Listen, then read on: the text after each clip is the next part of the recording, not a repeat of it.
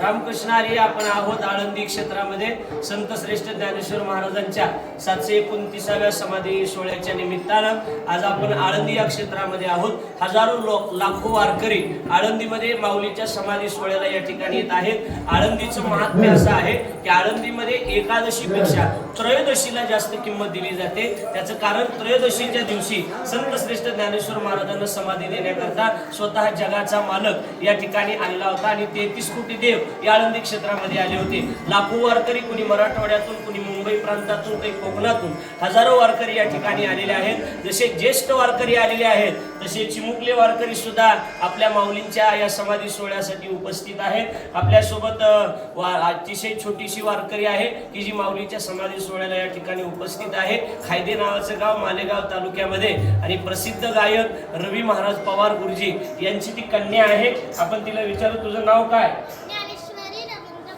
वा, माऊलींच्या आळंदीमध्ये राहणारी आणि नाव सुद्धा तिचं ज्ञानेश्वरीच आहे. आळंदीमध्ये किती वय किती तुझं आता? 12 वर्ष.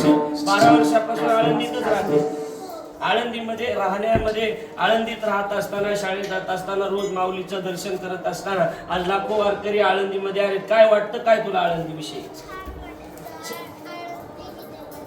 वा, आळंदी ही देवाची आहे, छान आहे. आणि तुझे बाबा किती दिवसापासून भजन करतात? खूप दिवस झालं. छान येतं का त्यांना भजन? बर, ते लोकांना शिकवतात. हजारो विद्यार्थी त्यांनी तयार केले. तुला काही शिकवलंय का त्यांनी? काय शिकवलंय? एखादा अभंग म्हणून दाखवशील का? मन वा,